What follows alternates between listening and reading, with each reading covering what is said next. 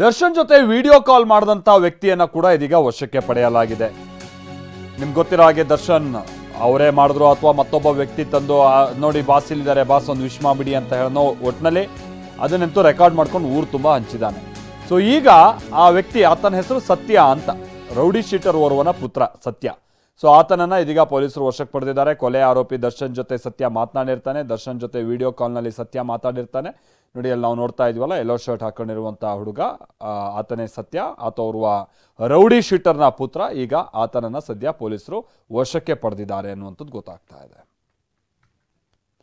So ವಶಕ್ಕೆ ಪಡೆದೇನೋ arrest ಮಾಡಿಬಿಡ್ತಾರೆ ಅನ್ನೋದಕ್ಕಿಂತ, ಸೊ ಯಾಕೆ ಕಾಲ್ ಮಾಡಿದ್ದು, ಯಾರು ಕಾಲ್ ಮಾಡಿದ್ರು, ಯಾವ ಟೈಮಿಂದ ಇದೆಲ್ಲ ನಡೀತಾ ಇದೆ, ಈ ಥರದ ಒಂದಷ್ಟು ಮಾಹಿತಿಯನ್ನು ಆತನಿಂದನೂ ಕೂಡ ಕಲೆ ಹಾಕಬೇಕಾಗುತ್ತೆ. ಯಾಕಂದರೆ ಈ ಕೇಸ್ ತುಂಬ ಸೀರಿಯಸ್ ಆಗಿದೆ. ಗೃಹ ಸಚಿವರು ಕೂಡ ಇದನ್ನು ಭಾಳ ಸೀರಿಯಸ್ ಆಗಿ ತೆಗೆದು 7 ಮಂದಿ ಅಧಿಕಾರಿಗಳ ತಲೆದಂಡ ಆಗಿದೆ ಇದಕ್ಕೆ ಸಂಬಂಧಪಟ್ಟಂಗೆ. ಹೀಗಾಗಿ ಒಂದು ವರದಿ ಕೊಡೋದಕ್ಕೆ ಕೂಡ ಸೂಚನೆ ಕೊಟ್ಟಿದ್ದಾರೆ. ಅದೆಲ್ಲದರ ಭಾಗ ಈತನನ್ನು ಈಗ ವಶಕ್ಕೆ ಪಡೆದಿರುವಂಥದ್ದು ಕೂಡ.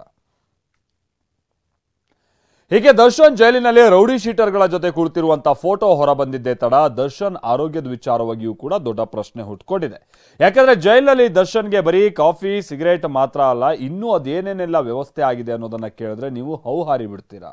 ಈ ಎಲ್ಲ ಸೀಕ್ರೆಟ್ ರಿವೀಲ್ ಆಗಿದೆ ತಡ ಖುದ್ದು ಜೈಲಿಗೆ ಪರಮೇಶ್ವರ್ ಕೂಡ ಭೇಟಿ ಕೊಟ್ಟರು. ಜೈಲಾಧಿಕಾರಿಗಳನ್ನ ಸಸ್ಪೆಂಡ್ ಮಾಡಿ ದರ್ಶನ್ ಅನ್ನ ಶಿಫ್ಟ್ ಮಾಡುವ ಸುಳಿವನ್ನ ಕೂಡ ಕೊಟ್ಟಿದ್ದಾರೆ.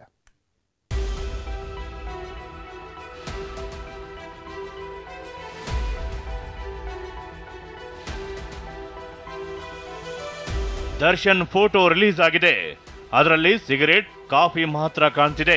ಆದರೆ ದರ್ಶನ್ಗೆ ಜೈಲಿನಲ್ಲಿ ಬೇರೆ ಸವಲತ್ತುಗಳು ಸಿಗ್ತಿವೆ ಅಂತೆ. ಅದನ್ನೇ ತೋರಿಸ್ತೀವಿ ನೋಡಿ.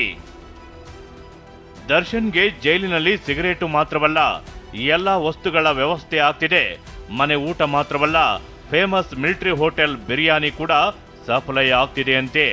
ಬನಶಂಕರಿಯ ಫೇಮಸ್ ಶಿವಾಜಿ ಮಿಲಿಟರಿ ಹೋಟೆಲ್ನಿಂದಲೇ ಬಿರಿಯಾನಿ ಹೋಗ್ತಿದೆ ಅಂತೆ. ಊಟದ ಜೊತೆಗೆ ಬೇಕಾದಾಗ ಕಿಕ್ಕೇರಿಸಿಕೊಳ್ಳಲು ಎಣ್ಣೆಯೂ ಸಿಗ್ತಿದೆ.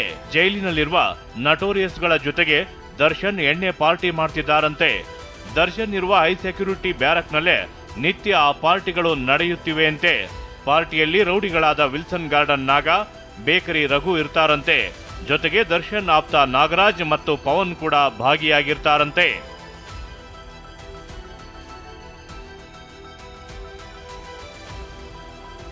ದರ್ಶನ್ಗೆ ಇಷ್ಟೆಲ್ಲ ವ್ಯವಸ್ಥೆ ಆಗ್ತಿರೋದು ಇದೇ ಫೋಟೋದಲ್ಲಿ ದರ್ಶನ್ ಪಕ್ಕ ಕುಳಿತಿರುವ ರೌಡಿ ಶೀಟರ್ ವಿಲ್ಸನ್ ಗಾರ್ಡನ್ ನಾಗಾನಿಂದ.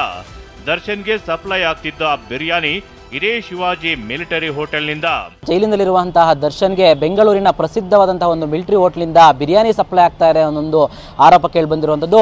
ಸದ್ಯಕ್ಕೆ ನಾನೀಗ ಅದೇ ಒಂದು ಹೋಟೆಲ್ ಮುಂದೆ ಇದ್ದೀನಿ.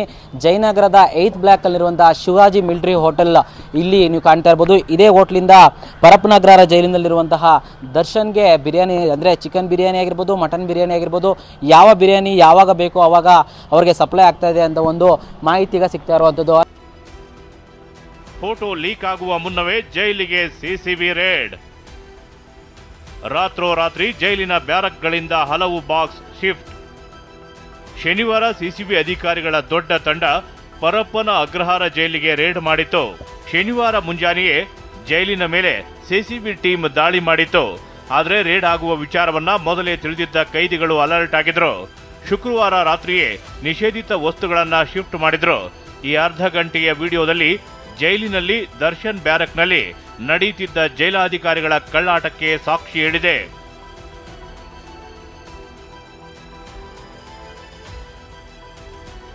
TV9 ವರದಿ ಇಂಪ್ಯಾಕ್ಟ್. ಪರಪ್ಪನ ಅಗ್ರಹಾರಕ್ಕೆ ಪರಂ ಭೇಟಿ. 9 ಸಿಬ್ಬಂದಿ ಸಸ್ಪೆಂಡ್, ಸೀನಿಯರ್ಗಳ ವರ್ಗಾವಣೆಗೆ ನಿರ್ಧಾರ. ಪರಪ್ಪನ ಅಗ್ರಹಾರ ಜೈಲಿನಲ್ಲಿ ದರ್ಶನ್ಗೆ ನೀಡಲಾಗ್ತಿರುವ VIP ಟ್ರೀಟ್ಮೆಂಟ್ ಬಗ್ಗೆ TV9 ಸುದ್ದಿ ಬ್ರೇಕ್ ಮಾಡಿತ್ತು. ನಿರಂತರ ವರದಿ ಬೆನ್ನಲ್ಲೇ 9 ಜೈಲಾಧಿಕಾರಿಗಳನ್ನ ಸಸ್ಪೆಂಡ್ ಮಾಡಲಾಗಿದೆ. ಕಾರಾಗೃಹದ ಹಿರಿಯ ಅಧಿಕಾರಿಗಳನ್ನ ವರ್ಗಾವಣೆ ಮಾಡಲು ಕೂಡ ಗೃಹ ಇಲಾಖೆ ನಿರ್ಧರಿಸಿದೆ.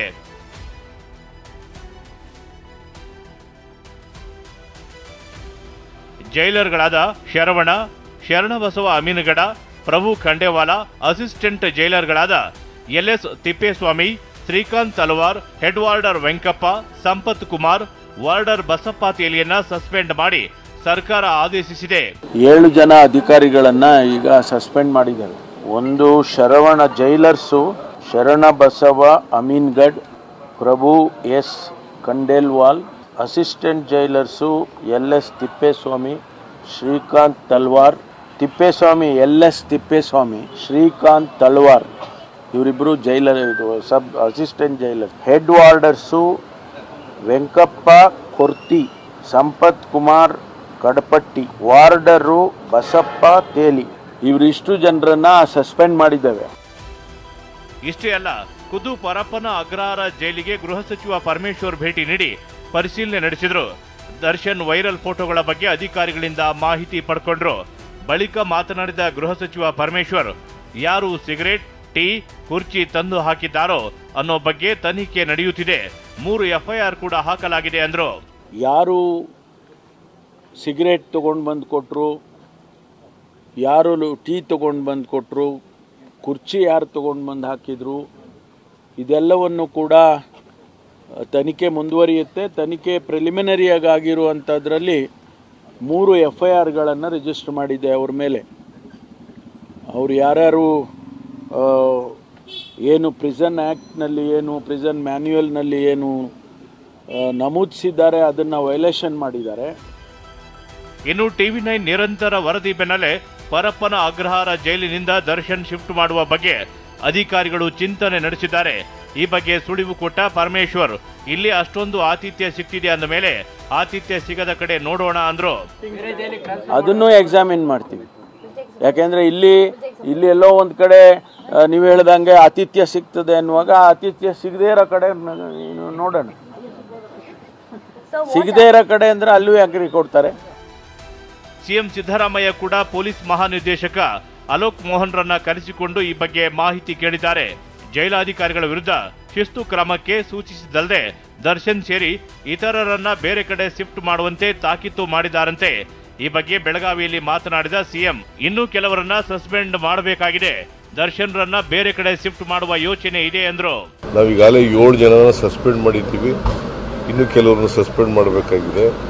ಇವತ್ತು ಹೋಮ್ ಮಿನಿಸ್ಟ್ರಿಗೆ ಹೇಳಿದ್ದೀನಿ, ಅಲ್ಲಿ ವಿಸಿಟ್ ಮಾಡಿ ಯಾರು ಇದಕ್ಕೆಲ್ಲ ಅವಕಾಶ ಮಾಡಿಕೊಟ್ಟಿರ್ತಕ್ಕಂಥವ್ರು ಯಾರು ನೋಡಿ ಅವ್ರ ಮೇಲೆ ಕ್ರಮ ತಗೋಬೇಕು ಅಂತ ಹೇಳಿದ್ದೀನಿ. ಅದನ್ನು ಕೂಡ ಯೋಚನೆ ಇದೆ, ಬೇರೆ ಕಡೆ ಶಿಫ್ಟ್ ಮಾಡಬೇಕಾ ಬೇಡ ಅಂತಕ್ಕಂಥದ್ದು ಅದು ಕೂಡ ಯೋಚನೆ ಇದೆ. ಈ ಬೆಳವಣಿಗೆಗಳ ನಡುವೆ ದರ್ಶನ್ ರನ್ನ ಬೆಳಗಾವಿಯ ಹಿಂಡಲ್ಗ ಜೈಲಿಗೆ ಶಿಫ್ಟ್ ಮಾಡುವ ಸಾಧ್ಯತೆ ಇದೆ ಅನ್ನೋ ಸುದ್ದಿ ಇದೆ. ಹೀಗಾಗಿ ಹಿಂಡಲ್ಗದಲ್ಲಿನ ಬಂದೋಬಸ್ತ್ ಬಗ್ಗೆ ಮಾಲಿನಿ ಕೃಷ್ಣಮೂರ್ತಿ ಮಾಹಿತಿ ಪಡೆದುಕೊಂಡಿದ್ದಾರಂತೆ.